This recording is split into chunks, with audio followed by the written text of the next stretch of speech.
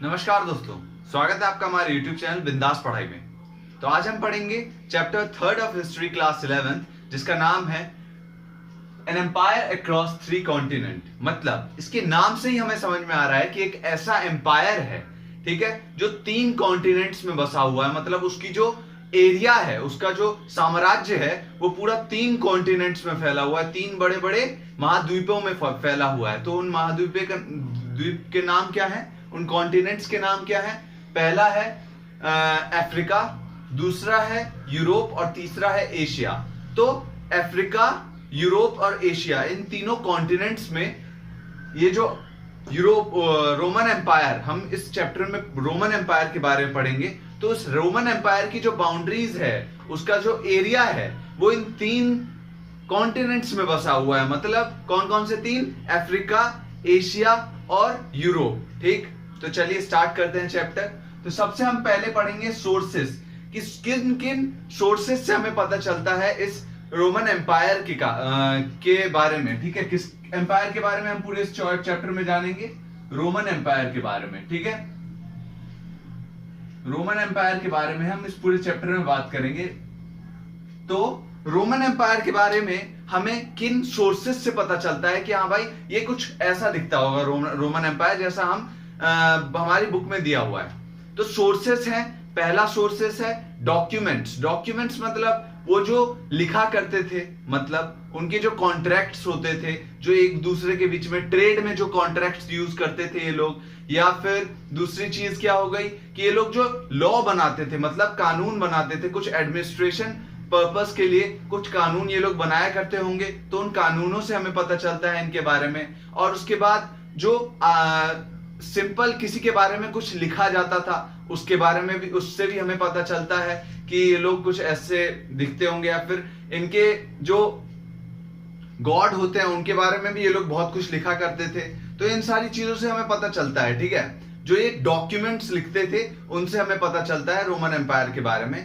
दूसरा जो सोर्स है वो है इनकी जो बिल्डिंग्स, मतलब खुदाई के समय जो हम लोगों को चीजें प्राप्त हुई। मतलब कि जहां पे रोमन साम्राज्य था वहां पे हमने खुदाई की और उस समय जो हमारे पास चीजें प्राप्त की गई इस रोमन एम्पायर से, उन सब से हमें पता चलता है रोमन एम्पायर की वजह के बारे में। तो चीजें कौन कौन सी थी? इनकी बड़ी बड़ी बिल्डिंग्स थी उस समय की। मतलब कि आज से हजारों साल पहले जो रोमन एम्पायर की ने बिल्डिंग बनाई होगी, रोमन एम्पायर में जो बिल्डिंग्स बनी होगी, खुदाई के समय हमें उन बिल्डिंग मिली है, हमें वो सारी बिल्डिंग्स मिली है। और उनसे हमें पता चलता है कि इनका आर्किटेक्चर कैसा होगा, ये जो कैसे घर बनाते होंगे, और उसके बाद घर में किस किस चीजों का इस्तेमाल किया जाता होगा, या फिर और भी बहुत सारी चीजें हमें पता चलती है। ठीक है, खुदाई के समय जो चीजें प्राप्त हुई उन सब चीजों से।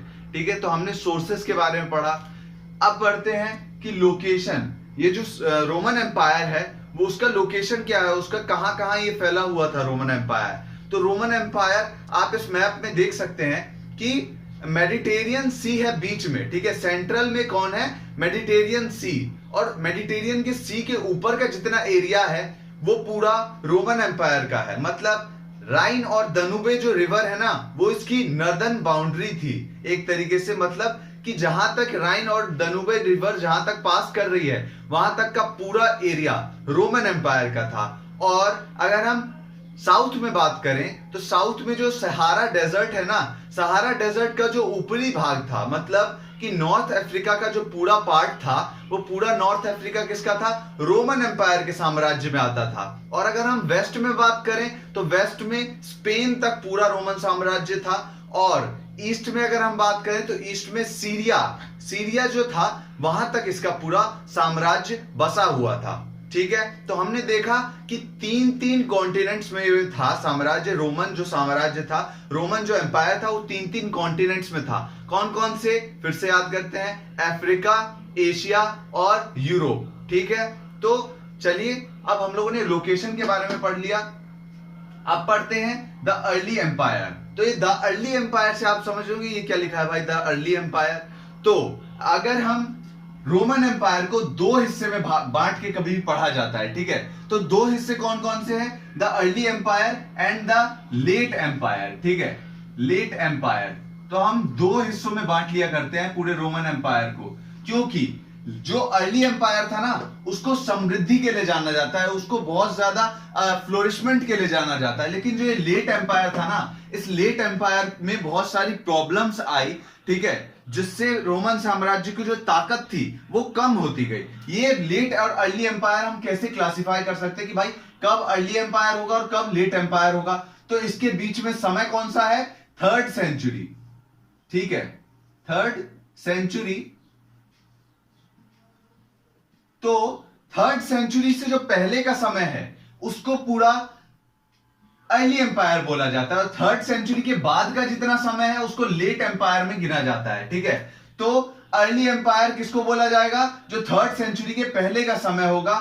थर्ड सेंचुरी बीसीई मतलब 300 बीसीई, 300 सीई, सॉरी 300 सीई के समय के जितना पहले की अगर हम बात करेंगे, 300 बीसी सीई के पहले के समय की जितनी बात करेंगे वो सारा समय किसमें गिना जाएगा? अर्ली एम्पायर में। और 300 सीई के बाद के समय की जितनी बात करेंगे वो गिना जाएगा किसमें? लेट एम्पायर में, ठीक है। तो चलिए आइए, अर्ली और लेट एम्पायर के बारे में हमने पढ़ा।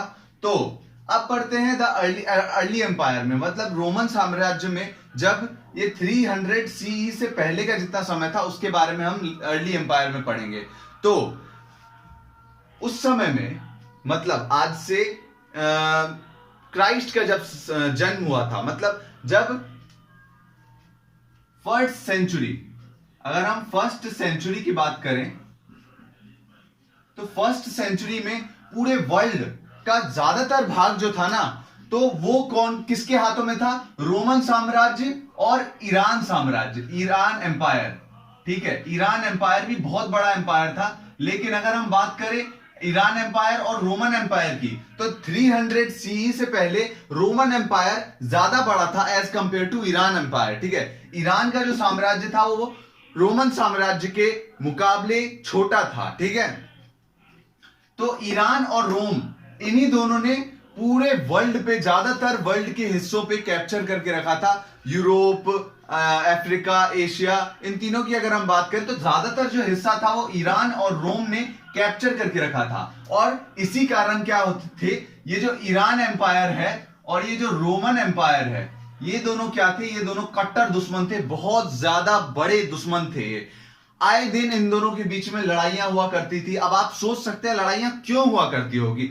इन दोनों के बीच में जगह का बंटवारा, मतलब इससे ये जीतना चाहता है और इससे ये जीतना चाहता है, जिससे जो पूरे वर्ल्ड पे दबदबा हो वो किसी एक का ही हो सकता है। आप समझ सकते हैं कि किसी भी जंगल में दो शेर नहीं रह सकते, मतलब दो राजा नहीं हो सकता जंगल का, किसी एक को ही बनना पड़ेगा। तो जंगल का राजा रोमन एम्पायर था, लेकिन ईरान धीरे धीरे अपनी जो ताकत था वो बढ़ा रहा था, ठीक है। और इन दोनों के बीच में इसी कारण बहुत ज्यादा युद्ध होते रहते थे। दोनों जो थे वो राइवल्स थे, राइवल्स मतलब एक दूसरे के कट्टर दुश्मन थे दोनों, ठीक है। तो हमने इसके बारे में जाना। अब रोमन और ईरान एम्पायर दोनों के बारे में पढ़ते हैं। तो ईरान और रोम जो था वो बहुत अलग थे एम्पायर, ठीक है, क्योंकि ईरानियन एम्पायर जो था वो पॉपुलेशन वाइज भी और एरिया वाइज भी रोमन एम्पायर से छोटा था भाई, ठीक है। और एक और बहुत बड़ी बात थी कि रोमन साम्राज्य जो था वो पूरे तीनों कॉन्टिनेंट में फैला हुआ था, मतलब एशिया, अफ्रीका और यूरोप, तीनों कॉन्टिनेंट में फैला हुआ था। बहुत बड़ा एम्पायर था ये, और इसमें डिफरेंट डिफरेंट कल्चर्स के लोग, डिफरेंट डिफरेंट कम्युनिटी के लोग, डिफरेंट डिफरेंट एरिया के लोग एक साथ रहते थे। लेकिन ईरान एम्पायर जो था उसमें केवल और केवल ईरान के लोग ही रहते थे, ईरानियन लोग ही रहते थे। तो इसमें लैंग्वेज भी एक ही होगी, आप समझ सकते हैं। लेकिन अगर हम बात करें रोमन एम्पायर की, रोमन एम्पायर में बहुत सारी डिफरेंट डिफरेंट लैंग्वेजेस थी, बहुत सारी डिफरेंट डिफरेंट कम्युनिटी के लोग थे, और बहुत सारे डिफरेंट डिफरेंट रिलीजियन के लोग भी थे, ठीक है, जो एक साथ रहते थे, ठीक। तो हम इन दोनों के बीच में हमने डिफरेंस भी पता कर लिया कि भैया ईरान एम्पायर में केवल और केवल ईरानियन लोग रहते थे, और ये जो ईरान के ईरानियन एम्पायर जो था उसमें ज्यादातर टाइम पार्थियंस और ससानियंस ने राज किया, ठीक है। और यहाँ पे ईरानियन लोग ही केवल रहते थे, ईरानियन ईरान के एम्पायर में, ठीक है। लेकिन अगर हम रोमन एम्पायर की बात करें तो इसमें कोई एक कल्चर का लोग नहीं रहते थे, एक रिलीजन के लोग नहीं रहते थे। Different different culture, different different community, different different religion के लोग एक साथ यहाँ पे रहते थे। कहाँ पे? रोमन एम्पायर में। और ये जो थे वो सिंगल एडमिनिस्ट्रेशन उससे संभालता था, मतलब एक सिंगल राजा होता था जो इस पूरे रोमन एम्पायर को चलाता था, ठीक है। एक सिंगल राजा जो पूरे रोमन एम्पायर को चलाता था, ठीक है। इतने डाइवर्स, इतना ज्यादा डिफरेंट डिफरेंट कल्चर, रिलीजन और कम्युनिटी के लोग एक साथ रहते थे और एक ही राजा पूरे उसको चलाता था यहाँ पे।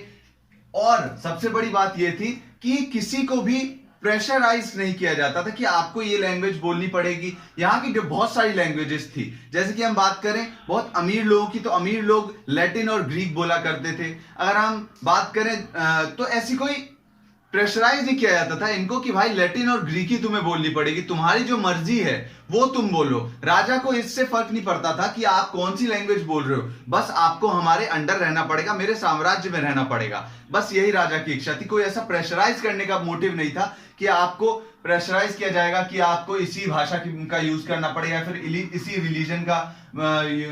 रिलीजन में रहना पड़ेगा आपको।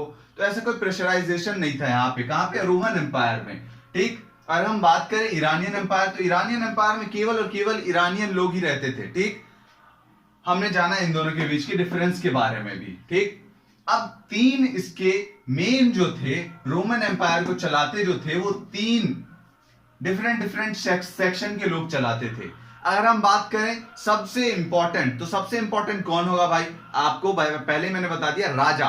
राजा एक राजा था और वो पूरे रोमन एम्पायर को चलाता था। तो पहला राजा जो था जिसने रोमन एम्पायर का गठन किया, जिसने रोमन रिपब्लिक से रोमन एम्पायर बनाया। रोमन रिपब्लिक क्या था भाई? अब तो रोमन रिपब्लिक में एक क्लास था, सीनेटर्स का क्लास। सीनेटर्स मतलब क्या होता है कि जो अमीर अमीर लोग, गांवों में जो अमीर अमीर लोग नहीं होते, जिसके पास अति से ज्यादा जमीन होती है, बहुत ज्यादा जमीन होती है, बहुत ज्यादा पैसा होता है, सब कुछ बहुत ज्यादा होता है उनके पास, तो वो ही लोग, मतलब सीनेटेरियल क्लास जो था, सीनेटर्स जो थे, वो वेल्दियर सेक्शन, सीनेटर्स को जो है वो वेल्दियर सेक्शन भी कहा जाता था। तो जो वेल्दियस्ट सेक्शन था वही पूरे रोमन एम्पायर पे रूल करता था। अब कैसे रूल करता होगा भैया?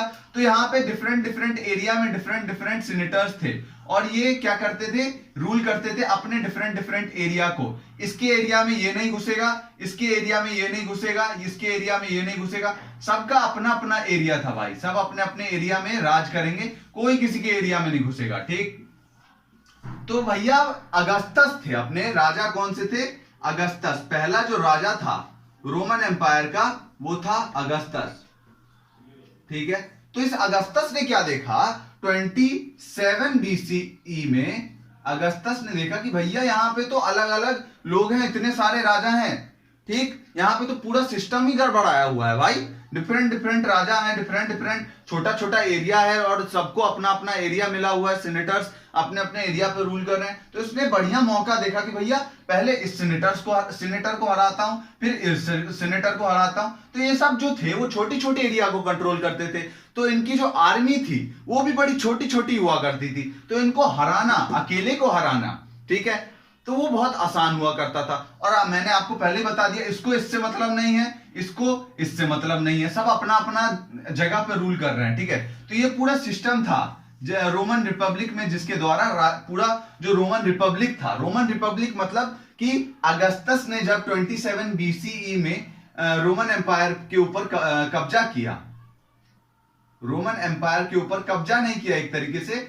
रोमन रिपब्लिक से रोमन एम्पायर बनाया। एम्पायर मतलब कि उसमें राजा रूल करेगा, ठीक। और रिपब्लिक मतलब कि उसमें डिफरेंट डिफरेंट, जैसे कि आज हम रिपब्लिक हैं, ठीक है, इंडिया जो है वो रिपब्लिकन वो है, तो यहाँ पे डिफरेंट डिफरेंट MLA है ना, और एक प्राइम मिनिस्टर मान लीजिए, चलिए ठीक है। तो वैसे ही कुछ सिस्टम था भैया। रोमन रिपब्लिक मतलब होता है कि डिफरेंट डिफरेंट जगह पे छोटे छोटे एरिया सबको बांट दिए गए हैं, जैसे सीनेटर्स को। वैसे ही आज MPs जो होते हैं, MPs को छोटे छोटे एरिया दिया जाता है कि भैया आप चलाओ अपना अपना एरिया। वैसे ये सीनेटर्स जो थे अपना छोटा छोटा एरिया चलाते थे। अब भैया ये आ गया अगस्तस भैया जी अपने आ गए कि भैया अब हम हैं नरसिम्हा, हम इसको पूरे को किसको कैप्चर कर लेंगे, किसको, रोमन एम्पायर को। तो इसने पहले इनको हराया, पहले फिर इसको, फिर इसको, फिर इसको, धीरे धीरे करके भैया जी ने सबको हरा दिया। ठीक, किसको, पूरे इस सेनेटोरियल क्लास को सबको पछाड़ के रख दिया, सबको बोला भैया आज से हम राजा, ठीक है, और आप क्या, आप हमसे अंडर। इसने ऐसा नहीं बोला कि आप जाओ तेल बेचने, इसने ऐसा नहीं बोला कभी भी। इसने ये बोला कि हम भी रूल करेंगे और आप भी रूल करो। अब हम कैसे रूल करेंगे, हम आपको पूरा चलाएंगे, आप हमारे देश को चलाओ। ठीक, मतलब कुछ भी चीज अगर आप करोगे, सेनेटर्स को बोला इसने कि भैया कोई भी चीज आपको करनी है, आप जैसे चला रहे थे अपना छोटा छोटा एरिया लेके, वैसे ही चलाओ, हम उसमें बीच में नहीं आएंगे आपका दखल अंदाजी करने। लेकिन अब आपको क्या करना पड़ेगा, अब आपको भी हमें टैक्स देना पड़ेगा, आपको भी टैक्स देना पड़ेगा, आपको भी टैक्स देना पड़ेगा। मतलब इन सबको थोड़ा थोड़ा टैक्स अपना जमा करके, जिस जगह पे ये रूल कर रहे हैं, जिस जगह पे ये अपना राज कर रहे हैं सेनेटर्स, उन सबको थोड़ा थोड़ा पैसा जमा करके, टैक्स जमा करके किसको देना पड़ेगा, अगस्टस भैया जी को, ये जो अकेले सुप्रीम लीडर हैं। तो सेनेटेरियल क्लास जो था वो भी बहुत इंपॉर्टेंट क्लास था। तो अगस्टस जी ने क्या देखा कि भैया इनको अगर नाराज कर देंगे ना हम, तो हमारे लिए बड़ी परेशानी हो जाएगी। इतना बड़ा एम्पायर है, इतने तीनों कॉन्टिनेंट में फैला हुआ है भैया, तो इसको राज करने में बड़ी हालत खराब हो जाएगी हमारी। तो इन्होंने क्या किया, इन्होंने इनकी बड़ी इज्जत की, किसकी, सेनेटर्स की बड़ी इज्जत की। इन्होंने बोला कि आप जैसे रूल कर रहे थे वैसे ही रूल करो, हम जो हैं वो राजा नहीं है। इसने क्या बोला अपने आप को बोला कि एक मैं लीडिंग सिटीजन हूं, मतलब एक सामान्य नागरिक हूं जिसके हाथ में पूरा जो देश को संभालने का बेड़ा है। ठीक, मैं कोई राजा पाजा नहीं हूं, मैं एक लीडिंग सिटीजन हूं। लीडिंग सिटीजन मतलब जो लीड कर रहा है, जो नागरिक लीड कर रहा है पूरे देश को। ठीक, तो भैया अगस्टस जो था उसने बड़ी इज्जत की, किसकी, सेनेटेरियल क्लास की। और 227 BCE में अगस्टस ने इन सबको हरा दिया और रोमन रिपब्लिक जो था वो अब रोमन एम्पायर बन चुका था। ठीक है, रोमन रिपब्लिक में सब जो सेनेटर्स थे वो अपना अपना छोटा छोटा एरिया चलाते थे, लेकिन रोमन एम्पायर में एक भैया जी अपने राजा हैं, ये अगस्टस भैया अपने अकेले राजा हैं, और ये सारे जो हैं उनके असिस्टेंट जैसे हैं। ठीक, जैसे कि आज प्राइम मिनिस्टर एक है, वो पूरा देश का राजा है, और छोटे छोटे जो एमपीज हैं, एमपी एमएलए हैं, वो सारे जो है वो सीनेटर हैं मान लीजिए। तो ऐसा ही कुछ सिस्टम था रोमन एम्पायर में। लेकिन रोमन रिपब्लिक में क्या सिस्टम था, ये जो है वो छोटे छोटे राजा है और ये अपना अपना एरिया चला रहा है भाई। ठीक, तो हमने देखा रोमन रिपब्लिक और रोमन एम्पायर दोनों के बीच में डिफरेंस। अब जो सेनेटर्स थे उसके बारे में हमने पढ़ा। सेनेटर, सबसे पहले हमने पढ़ा किंग के बारे में। किंग कौन था, अगस्टस। अगस्टस भैया अपने टैक्स वसूल बोलते थे कि भैया सारे आप टैक्स वसूलो और हमें दो। अकेला राजा हूं मैं पूरे रोमन एम्पायर का, अकेला राजा, लीडिंग सिटीजन। ठीक, पहले अगस्टस भैया जी के बारे में हमने पढ़ा, किंग के बारे में पढ़ा, फिर पढ़ा सेनेटोरियल क्लास, सेनेटर्स के बारे में हमने पढ़ा। ठीक है, अब किसके बारे में पढ़ेंगे, अब थर्ड हम पढ़ेंगे किसके बारे में, जो सबसे इंपॉर्टेंट होता है, जो सबसे इंपॉर्टेंट रोल प्ले करता है। अगर वो नहीं होता तो ये अगस्टस भैया अपने राजा कभी ना बनते, हरदम ये राजा कभी नहीं बनते, अगर ये तीसरा जो पार्ट है मेन वो नहीं होता। वो तीसरा पार्ट कौन सा है, वो है आज भी जो हमारे लिए बहुत इंपॉर्टेंट है, क्या है, आर्मी। आर्मी जो होती है वो सबसे इंपॉर्टेंट होती है। अगर हम किसी चीज किसी देश के बारे में बात करें, किसी एम्पायर के बारे में बात करें, बिना आर्मी के इस राजा की कोई भी शक्ति नहीं है। जिस दिन आर्मी का कंट्रोल इस राजा के हाथ से गया उस दिन ये राजा राजा नहीं रहेगा, एक कुछ नहीं बचा रह जाएगा। जब तक इसका कंट्रोल है आर्मी के ऊपर तब तक ये राजा है, जिस दिन कंट्रोल गया उस दिन राजा राजा नहीं रहेगा। ठीक, तो आर्मी जो होती है वो सबसे इंपॉर्टेंट होती है। और ये जो रोमन एम्पायर की जो आर्मी थी उसका बड़ा डिफरेंट फीचर था, मतलब बड़ा अजीब था। वो रोमन एम्पायर की जो आर्मी थी इसने बड़े ही अलग सा तरीका अपनाया था। ठीक, कैसा तरीका अपनाया था, इसका जो राइवल था, मतलब ईरानियन जो था, ईरानियन या फिर पर्शियन, पर्शियन भी हम बोल सकते हैं, ईरानियन को पर्शियन भी बोलते हैं। तो पर्शियन जो था किंगडम, उसमें कौन सी आर्मी थी, उसमें आर्मी थी कौन सी, कॉन्स्क्रिप्टेड आर्मी। कॉन्स्क्रिप्टेड का मतलब क्या होता है, मतलब वो आर्मी, मान लीजिए युद्ध हुआ किसी का, ईरान वालों के साथ किसी का युद्ध हुआ, अब ईरानियन के लोगों ने या फिर पर्शियन लोगों ने हरा दिया उसको, ठीक है, उस एम्पायर को, उस किंगडम को हरा दिया। अब ये क्या करेंगे, हारी हुई जो सेना है उसको अपने में भर्ती, उसको क्या बोलेंगे कि भैया अब आप हार गए हो हमसे, आप हमारे गुलाम हो, आपको हमारे लिए काम करना पड़ेगा, आपको हमारे हुक्म पे काम करना पड़ेगा। अब ये क्या करेंगे, इन पूरी आर्मी को अपने में भर्ती कर लेंगे और उससे फ्री में काम कराएंगे, जितना काम कराना है, जो काम कराना है वो काम कराएंगे फ्री में, ठीक है, कोई पैसा नहीं देंगे इनको। लेकिन अब भैया रोमन एम्पायर में जो आर्मी थे, अगस्तस भैया जो थे अपने, वो बड़े ही मस्त आदमी थे। इन्होंने क्या बोला कि आर्मी जो है हमारी वो पूरा पेड आर्मी है। पेड आर्मी मतलब जो आज हमारे पास जो आर्मी है, मान लीजिए प्रेजेंट टाइम पे जो हमारे इंडिया में आर्मी है वो पेड आर्मी है, मतलब सबको अपनी अपनी सैलरी दी जाती है, सबको अपना सब कुछ दिया जाता है, मतलब पैसा वैसा बढ़िया से दिया जाता है। लेकिन जो ईरानियन थे ना, उसमें पैसा ऐसा नहीं दिया जाता था, उसको बोलते थे भैया आप हारे हुए पक्ष के हो, आपको फ्री में काम करना पड़ेगा, आप हमारे गुलाम हो, ठीक है। लेकिन अगर हम रोमन आर्मी की बात करें, अगर हम रोमन एम्पायर की आर्मी की बात करें, तो ये क्या करते थे,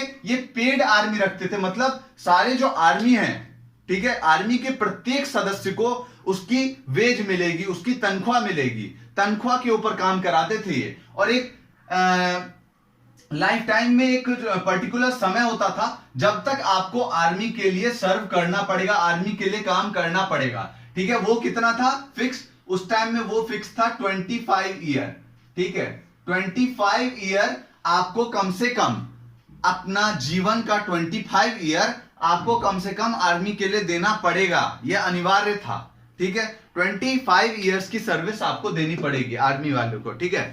तो आर्मी जो था वो सबसे इंपॉर्टेंट था, ये हमने पढ़ा। अब ये जो सीनेटर्स है ना, ये सीनेटर्स ये बहुत ज्यादा पढ़े लिखे भी थे, ये वेल्दियर सेक्शन भी था और बहुत ज्यादा पढ़ा लिखा सेक्शन भी था। जो हम बुक में जितना भी हम पढ़ रहे हैं ना, अभी जो अपनी बुक है एनसीईआरटी, उसमें हम जितनी चीजें देख रहे हैं, जितनी चीजों के बारे में हमें दिया हुआ है, वो सब सीनेटर्स के द्वारा लिखाई गया था, ठीक है, लिखा गया था। मतलब आज जो हमारे पास जितनी भी इंफॉर्मेशन है रोमन साम्राज्य के बारे में, वो सब सेनेटर्स के द्वारा ही मिली है। यही पढ़े लिखे थे और इन्होंने ही सब कुछ लिखा था, ठीक है।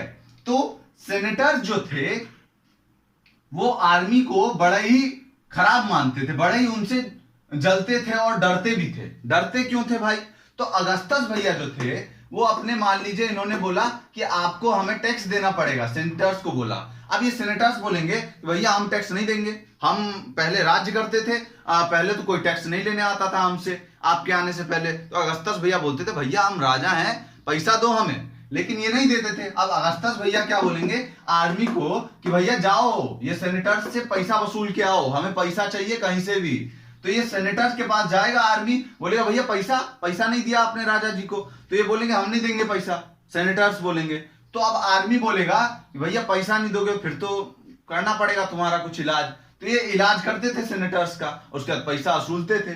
तो ये जो अगस्तस के समय पे तो ये सब ज्यादा नहीं हुआ, अगस्तस के समय पे ये सब जो था, ये आर्मी से जो मार खिलवाने वाला वो था, वो सेनेटर्स को, तो वो ज्यादा नहीं हुआ अगस्तस के समय पे। लेकिन किस समय पे बहुत ज्यादा हो गया था ये सब चीज हो गया था 3rd सेंचुरी के समय में, जब रोमन साम्राज्य के ऊपर बहुत सारी तकलीफें आई, बहुत कुछ हुआ। तो ये हम पढ़ेंगे आगे, बड़े अच्छे से पढ़ेंगे, ठीक है। 3rd सेंचुरी में बहुत सारी मुसीबतें आई और बहुत पैसा का जरूरत पड़ गया, किसको, रोमन एम्पायर को। तो राजा जी ने क्या बोला, भैया आर्मी को जाओ हमें पैसा चाहिए कहीं से भी, हम टैक्स बढ़ाएंगे, हम, और टैक्स बढ़ा दिया राजा ने। अब आर्मी को भेजा सेनेटर्स के पास कि ज्यादा टैक्स वसूल के आओ सेनेटर्स से। अब सेनेटर कहां से वसूलेगा, सेनेटर असूल तो पाता नहीं था, तो सेनेटर्स का बढ़िया से धुलैया हो जाता था, किसके द्वारा, आर्मी के द्वारा। तो भैया इसीलिए सेनेटर जो थे वो आर्मी से बहुत ज्यादा डरते थे और आर्मी को बहुत खराब मानते थे, इसीलिए आर्मी के बारे में बहुत खराब चीजें सेनेटर्स ने जो है वो लिख रखी है, ठीक। तो हमने देखा कि सेनेटर्स जो थे वो सबसे ज्यादा हमारे पास जो भी इंफॉर्मेशन है वो सेनेटर्स के द्वारा ही लिखी गई है। मतलब सेनेटर्स बहुत अच्छे राइटर्स थे, सेनेटर्स के बाद जो एजुकेशन था वो बहुत अच्छा था। तो ये जो राजा का जो रेपुटेशन है वो बहुत ज्यादा सेनेटर्स के ऊपर निर्भर करता था। मान लीजिए जिस राजा ने सेनेटर्स के साथ अच्छा व्यवहार किया, उस राजा की इमेज बहुत अच्छी होगी, ठीक है। उसके बारे में सीनेटर्स जो है वो बड़ा अच्छा अच्छा लिखेंगे, भैया राजा जी बड़े अच्छे। क्या ये कौन है? ये सारे हैं सीनेटर्स, ठीक है, ये सारे हैं सीनेटर्स। ठीक, तो भैया जो राजा अच्छा व्यवहार करेगा सीनेटर्स के साथ, बड़े अच्छे से बोलेगा भैया आप महान आप महान, जो राजा बोलेगा ऐसा सीनेटर्स को, वो राजा बड़ा अच्छा। लेकिन जो राजा इनके साथ खराब पेश आएगा वो राजा को बहुत खराब माना, ये लोग दिखा देते थे। किसमें? अपना लिखते थे, जो भी लिखते थे। तो उस राजा की जो रेपुटेशन है वो सीनेटर्स के साथ कैसा व्यवहार कर रहा है राजा, उसके ऊपर डिपेंड रहती थी। ठीक, तो हमने तीनों जो मेन मुख्य जो लोग थे, मुख्य जो कम्युनिटी था, मुख्य जो 3 रूलिंग सेक्शन था, उसके बारे में हमने पढ़ा। कौन कौन सा था? पहला था जो राजा है, जो सुप्रीम लीडर है पूरे रोमन एम्पायर का, उसके बारे में। दूसरा भैया अपने जो सेनेटर्स हैं, छोटे छोटे सेनेटर्स भैया लोग अपने, उसके बारे में हमने पढ़ा। और थर्ड वजनदार कौन? बिल्कुल मस्त आर्मी जो सबसे इंपॉर्टेंट है वो, उसके बारे में हमने थर्ड जो आर्मी के बारे में हमने पढ़ा। तो हमने 3 जो मेन सेक्शन थे उसके बारे में पढ़ लिया। अब बाकी के जो टॉपिक्स हैं वो हम अगले वीडियोस में कवर करेंगे। थैंक यू इस वीडियो को देखने के लिए। अगर आपको वीडियो पसंद आई हो तो वीडियो को प्लीज लाइक कीजिए, शेयर कीजिए और चैनल को प्लीज सब्सक्राइब करिए। धन्यवाद।